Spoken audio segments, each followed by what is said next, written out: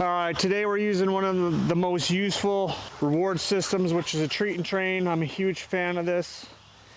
I used it early on with Larry, and now, since I'm starting to teach obedience, I'm gonna start using it more and more and more to teach some indirect reward. Good boy. He's offering me some behaviors here and everything, but we're gonna work on some obedience.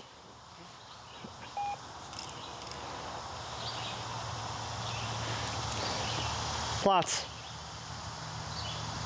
Plots. Good boy. Treat and train isn't super exciting to watch the use, but it's good at teaching dogs things at a distance.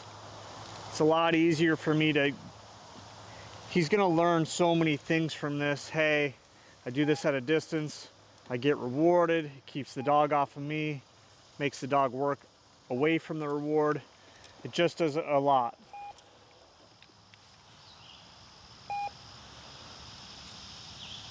Sit. Ah, but we had a jam. Sit. Good boy. Good boy. And I can add a whole bunch to this. While he's getting fed by the machine, I can come in and I can pat him and do all sorts of stuff. Get his tail going. Good boy. Get some emotion. You know, somewhat like a dopamine box, but without the box to a degree. You're teaching the dog similar principles while they're eating. You can get rid of a lot. You could use it during, you know, a treat and train. I could go on, I'll make a video just about everything you can use a treat and train for, but it's endless. Blibe. Good.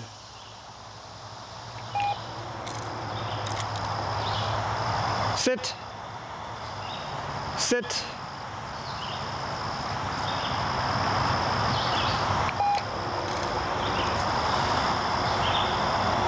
Sit. Good boy.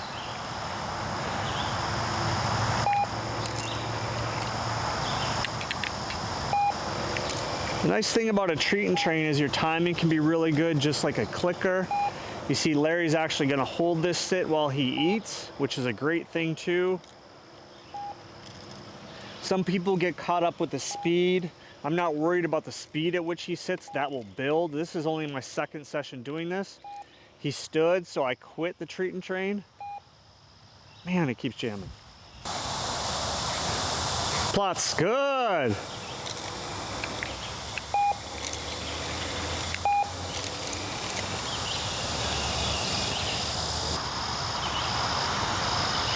Sit. Good boy.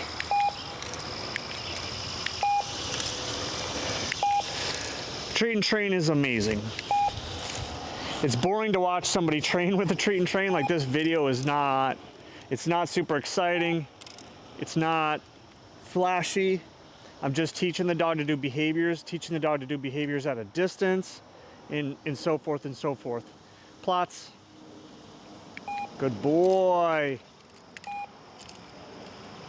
But I try to do something every time I go to feed him.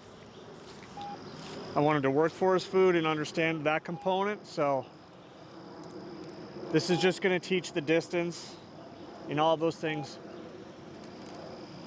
The hardest commands for me to teach in IGP, very clean, are the running down and the running stand. The running down isn't bad once you teach it, and the running stand is the hardest. And the thing is the dog starts to cycle between both and guess. So this is how I start to clean that up, by just doing a million reps of the command at a distance, me not facing the dog, all of those things. Comprehending the commands is super important, because when you're running and you're facing away from the dog, it's super hard for them to do those commands. And if the dog is running away from you. Sit. Good boy, buddy. Good boy. Good boy. So now I'm gonna change things up. I'm gonna go to the other side here, move around a little bit.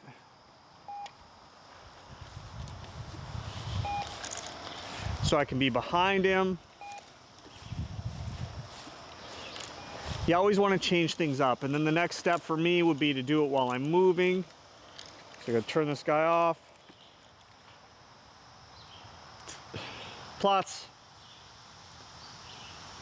Good boy.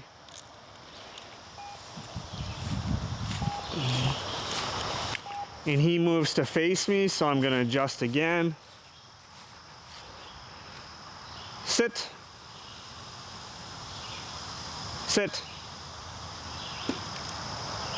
Sit. Sit. So, my timing wasn't great there. Sit.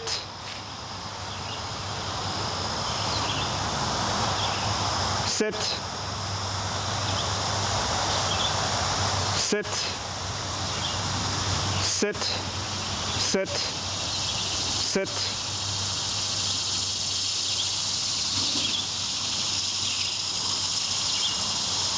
Sit. Sit. Sit. Sit. Sit.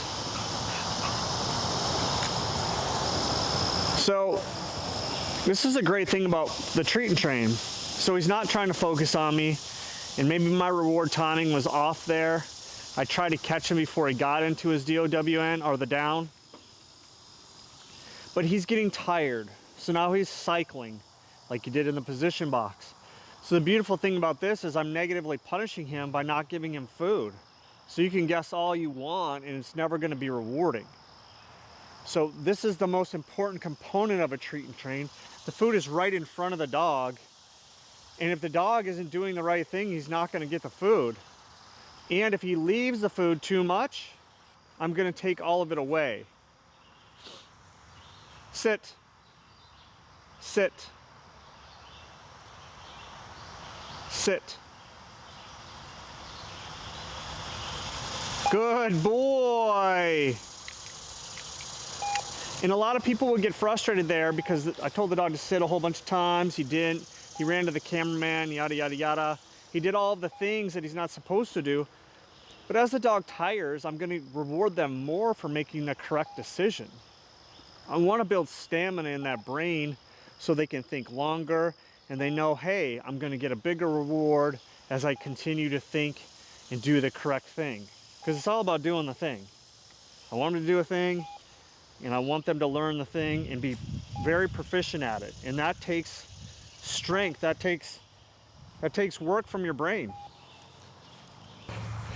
All right, so we have Kilo out and Kilo is going to do the same thing that I did with Larry.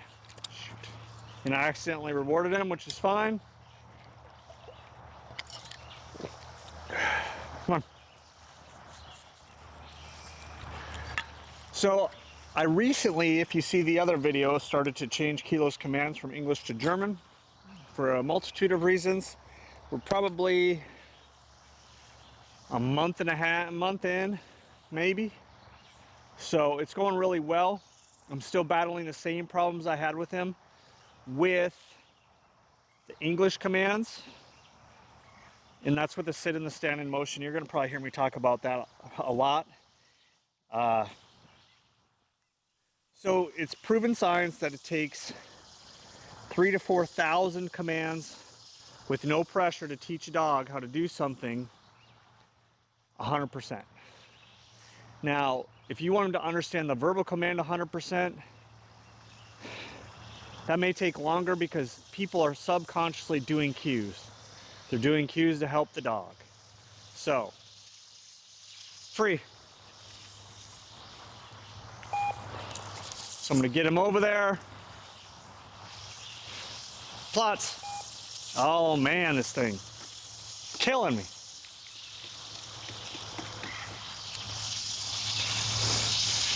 Plots. Good boy. So with him, I'm going to reward him a lot differently than Larry. Plots. Sit. Fly. Fly. Good. So he made a mistake there and he cycled through to the down. And that's the problem that I'm having. So he's not going to get fed. And the way that this is working is me withholding this food from them, or the machine withholding the food is going to teach him, hey, I need to do it right in order for this machine to work.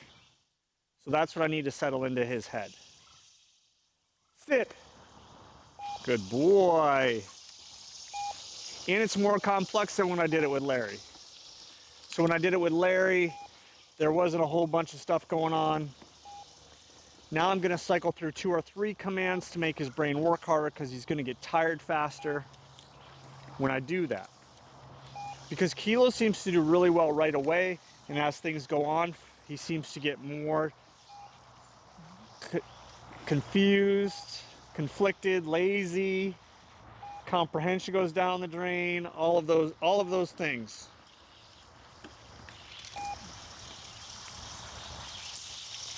Plots. Good boy. Fly. Beautiful.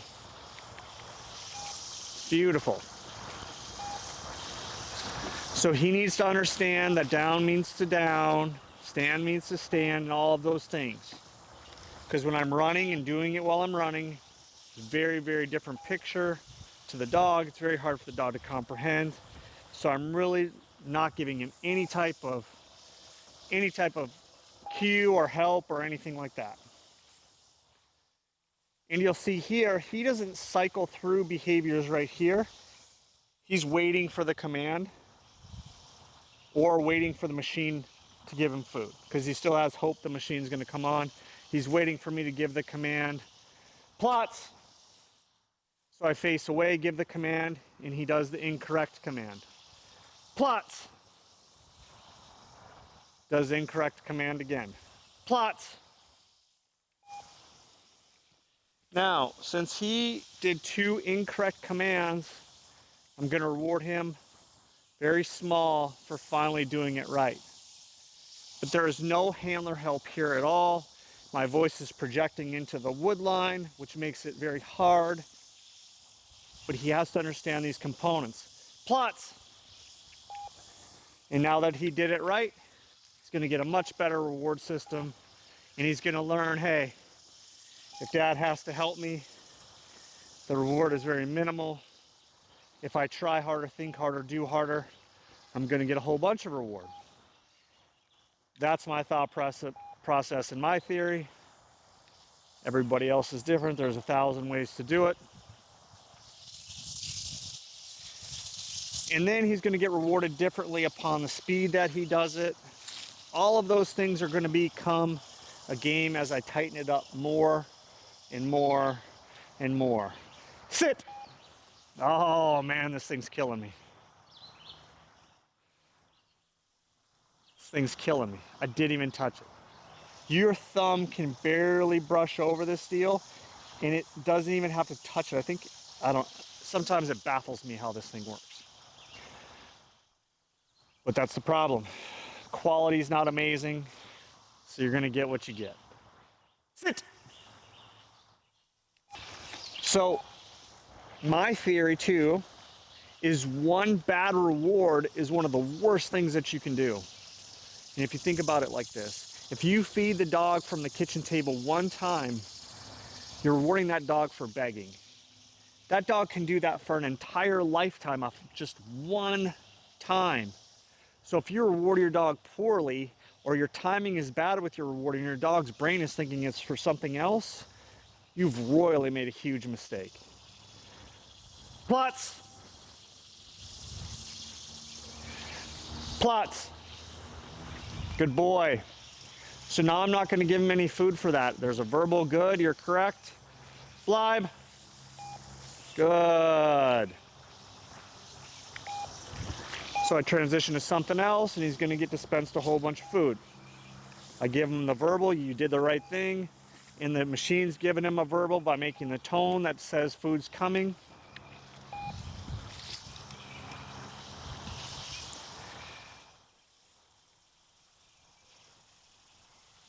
Platz. Good boy. Sit. Good. Bleib. Good boy. So we cycle through all three. He's correct with all three. I'm walking, projecting my voice into the woods, which creates a whole bunch of echoing. My phone is ringing. There's a lot of traffic going around. So there's a lot going on.